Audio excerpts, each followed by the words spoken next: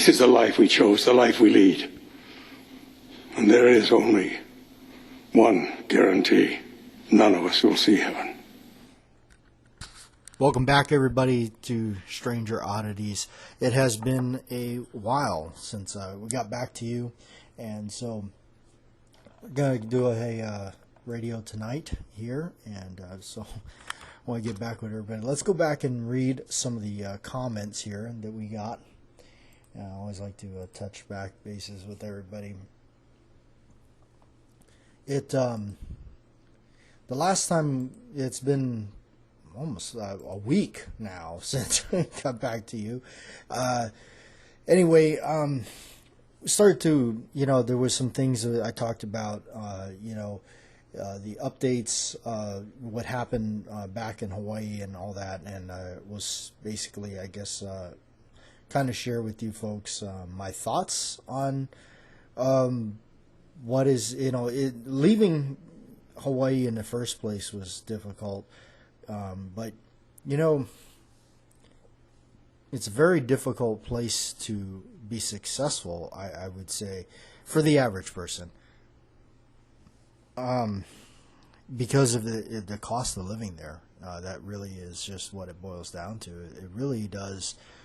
It's very expensive. When you hear about that, that's not just something that's like, oh yeah, it's expensive. No, it really is. It's pretty expensive. When I hear stuff like, you can't even get a house there for, X amount of money, it's just, it makes you just go, it was like my mom was talking to me about it, and she's like, she even said, she goes, even if I retire out here, she's like, the amount of money I'd get for retirement, she goes, I'd still be in poverty.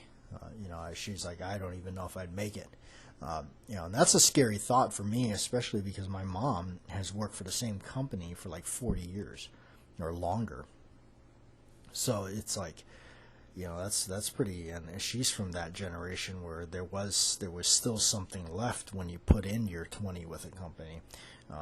Nowadays, I don't know. I really, it seems so shaky with everything. It seems like there's just no guarantee of any kind of a career path that could lead to much of anything. And, it's like a buddy of mine, it was, he's back home, and, he's working a trade. He's working as a plumber. And, he's younger than I am by a good, I would say he's probably a good several years younger. And, man, he is tore up. His body is just beat to hell.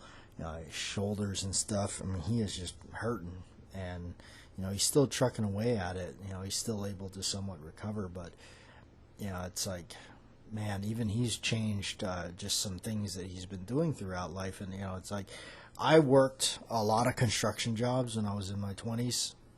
Those days are long gone. But I worked a lot of construction jobs, a lot of those kind of things, and it really does. It puts a hell of a toll on you. I know friends of mine that were carpenters, Finnish carpenters. A friend of mine that actually helped me film. He's actually the one helping me film the video, if you guys remember. I don't know if it's still actually available for viewing. But back when I did that video with the Beretta, and we put it in flour and sugar or something, I forget. That video, like, he was the one that actually helped film that. Now, he retired as a carpenter, or a Finnish carpenter. The guy's only like 60-something years old, and he's damn near crippled. He's just shot. Every day he wakes up, it's just pain.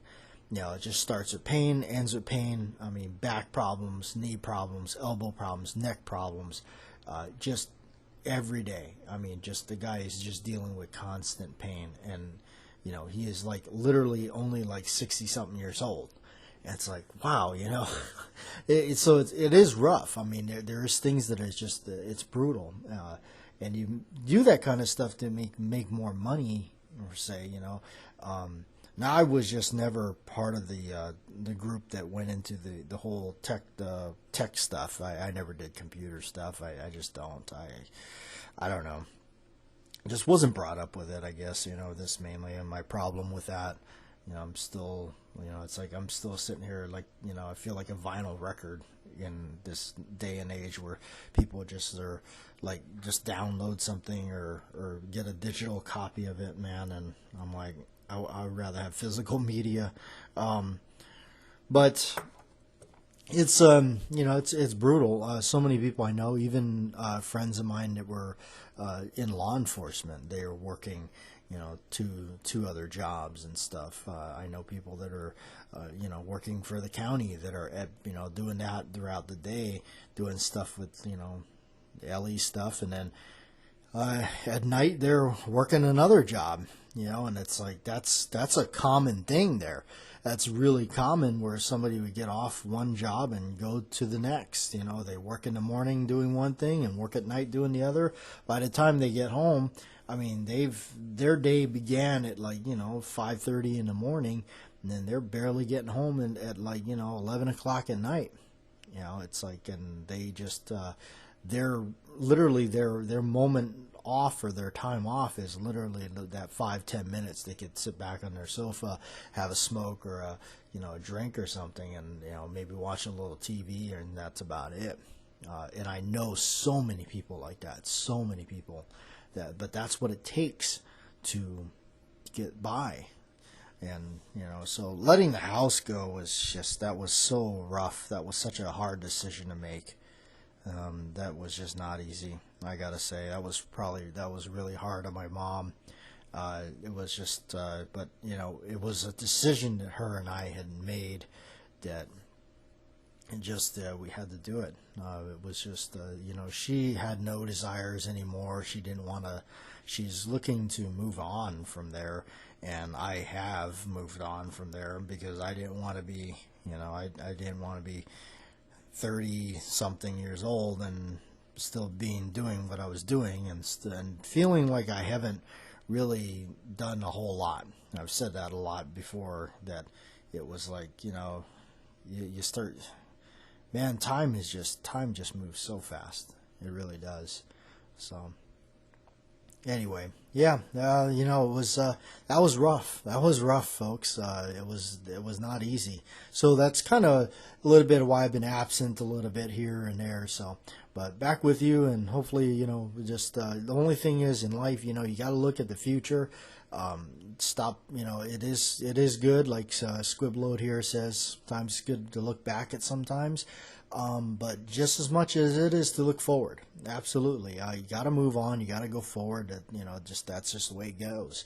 So, Joe P, my man, appreciate the Hawaii update. JW, selling the house must have been tough on your mom. Yeah, absolutely. And then of course I got my buddy here. I carry one. Yes. Okay. So, looking through, as my favorite month has ended. October is gone, but still, I still stretch it. October, I still stretch into November. Actually, I go on, one of my biggest things that I want to do, one of my biggest, things that I want to accomplish, I want to recreate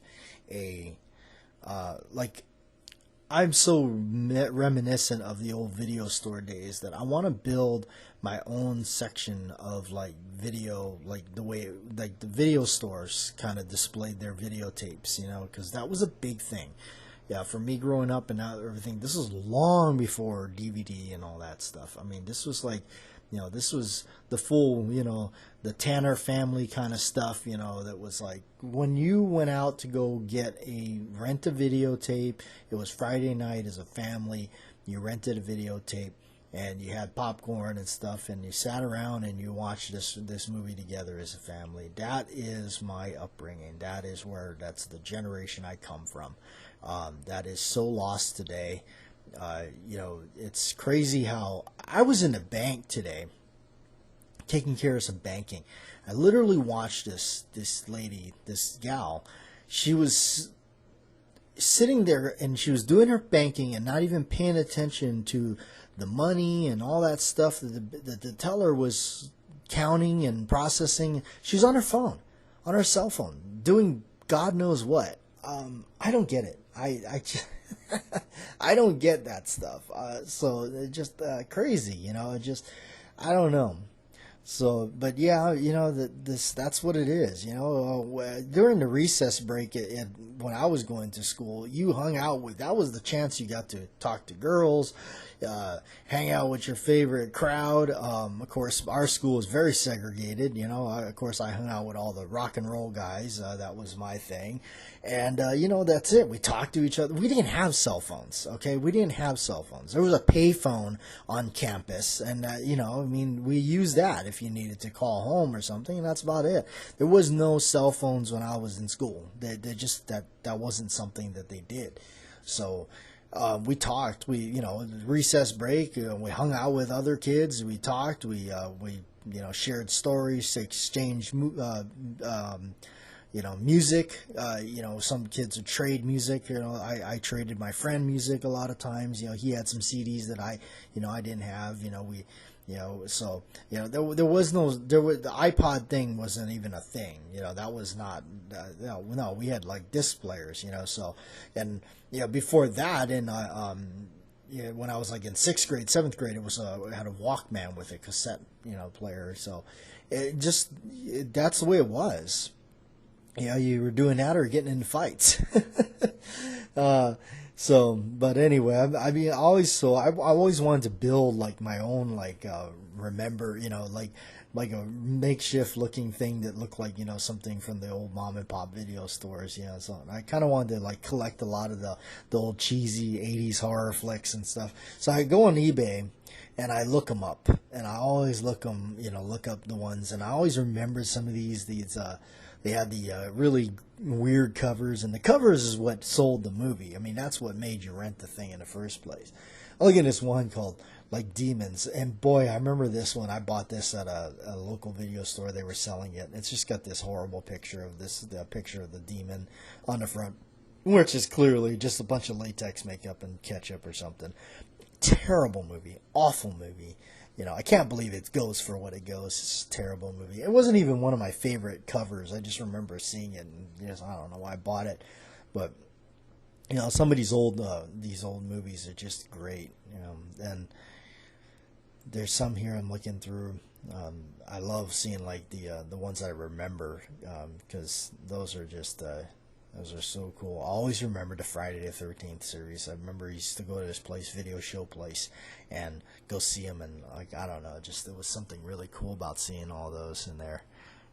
Nightmare on Elm Street, I got a couple of those on VHS. I even got most of all the Dirty Harry movies on VHS with the original covers. That's the thing about it, is it's not just any old VHS tape. It has to be a certain one. There was a lot of newer ones that were coming out towards the times, but I was always after the old school ones, and I think it mattered from studio to studio. Like, I've got an original copy of the Texas Chainsaw Massacre, the original, like, videotape. It's like a tan. The dust cover is a tan color. It's an old, like, drawing looking thing of the Leatherface and everything. It's a really hard one to find. In fact, the one I've got, it's a collector's item, and even I paid. It's in really rough shape. It's in really bad shape. I still paid $20 for that thing. That's because it's just a rare version of that film. And yeah, of course you can get the other ones that are just, released later.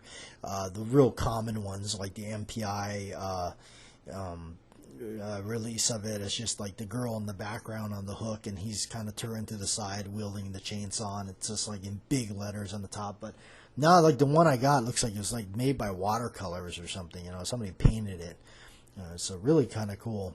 I'm seeing some of these, like, what's this, Dark Age? It's got a big alligator or something on the front. Christine, that was another one I recall always seeing.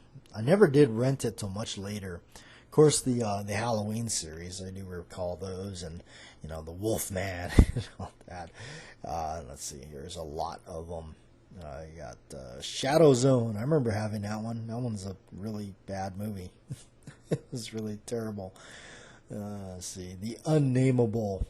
And of course the Howling series. I always remember seeing those in there, let's see, Dream Maniac. That looks kind of weird too. The Paperboy. I do remember seeing that one. That was a bizarre one. The Paperboy, and there's another one called Mikey. These are in the 90s. These were really whacked out movies. They were just really bizarre stuff. Why they're collector's item is beyond me. I mean, the Unearthing. Hey, you know what? That looks like a cover. Yeah, that looks exactly like the cover of the guy. There's a band called 6 Feet Under. They're just a really hardcore band, and that cover reminds me of one of their album covers. That's funny. It's like a hand like holding onto a skull, and like I guess he's unearthing the skull from the thing. That's funny. I don't even know what the movie is about. Dr. Gore. I recall that one. That was a very strange movie. A guy, basically a doctor, running around cutting people up, building his own, his own mannequin or something like that. No big mystery. The Halloween 3, The Gate. I remember The Gate. That was actually what's his name? Steven Dorff. That's his debut film. Yeah, Steven Dorff. I don't know how you spell it. I don't think he's at all related to Brad Dourif, which is the voice of Chucky, and he's still doing it. I can't believe that. Crazy. I remember buying the original Child's Play videotape from the grocery store. Oh, this one brings back memories. That Metamorphosis one with that weird person, like the distorted face, looks like they're getting sucked up into like a spaceship or something. I remember that because that was back at that video store that had that. All their horror films were in this black light area, and I always used to go in there and check them out. Signs, Hell Night with Linda Blair, I believe. Yeah. Yeah, that's the other thing. Video Treasures, that was another company that was doing a lot of repops of these movies. They were just done up. They weren't anything special. They recorded them on a certain mode where the tape didn't have as much, there wasn't a whole bunch of film in it. It just had a little bit of the film because they recorded it on what they call LP mode or something like that, which you could do. Those of you that remember all the VHS tape days, you could do that. You could take one 6-hour cassette tape and you could put it on EP mode. I think that was the longest setting, and you could actually fit 3 or 4 movies on there. Growing up, some of my aunts, she had movies galore, and that's how she had all these movies. They were each movie tape she had 3 to 4 movies on them. So it's if you wanted to watch a certain one, you had to read the small print that she wrote on the label, and then watch, fast forward and find out where the movie was that you wanted to watch if it was on there. Yeah, there it is. Child's Play, the first release. I remember having that exact one captured. Hitcher. I remember seeing that a lot. The Hitcher. Actually didn't watch it till much later too. Of course, the old there's another Texas Chainsaw Massacre releasing. That's a Video Treasures one. It's got their pretty good reproduction of the front cover, but it is different. I do own that. I actually bought that at the record store. It was cheap, so I had to buy it. Sirens are out tonight. Always sirens. That's why you can't live near the road. Just drive you crazy. You just listen to that all night. Oh, My Bloody Valentine. There's an original copy of that. Paramount with the blue label. It's got the tan slipcover. It looks like it's a side loader or something. It might be. Let's see. Let's check this out because it looks like it has a bottom piece to that. Oh yeah, it's some kind of a side loader. And what I mean by that is these boxes, they load in from the side, and those are actually fairly rare. Yeah, look, this guy wants $45 for that. I would have never known that these videotapes, would become collector's items. Never. I wish I would have kept most of mine. Here's a copy of Cujo, and it's got the old clamshell box to it. That's a former Blockbuster rental. You can see that there. But the clamshell is the bigger box. You open it up, and obviously it's self-explanatory. Grizzly. I Was a Teenage Zombie. I remember that. Of course, Mausoleum. I actually just bought that, the re-release of that. I actually bought that. Who did the re-releasing on it? Blood Moon. The heck is that one? Some of these don't even remember. Like, I may have seen them, but I don't even remember like renting them. Formula for a Murder. 1985. The Gate. Another copy of The Gate.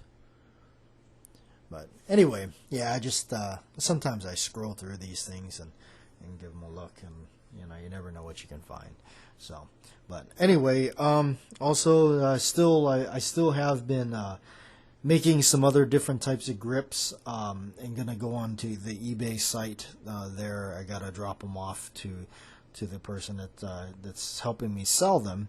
I do thank you, those of you that bought a set. I think somebody bought 2 sets so far.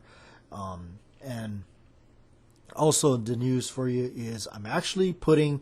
I'm going to be going and listing. Going to have them listed. I have now jumped into the revolver grips, back into the basics of where I originally started. So I got a set of 1860 black powder Colt replica grips going on there with the Mexican eagle on them. Those are going up there shortly. And then so is the old school John Wayne yellow grips for the single action and single action clones, the Colt, the clones, the Cimarrons and all that. I'm also working, now those will need to be fitted. They are oversized to try to fit your frame, so you'll need to you'll need to do some work and fit them and everything. Now I'm going to try to make some that are pretty much a spot on, should be plug and play for the most part for the Pieta, Model Ps, Cimarrons, etc., that kind of stuff. But it is hard to play with that kind of thing because I don't know what you have. So anyway, keep an eye out for those. Of course, there's a bunch more of the retro orange and brown mixed colored ones with the U.S. logo and the border around it. So anyway, keep an eye out for those.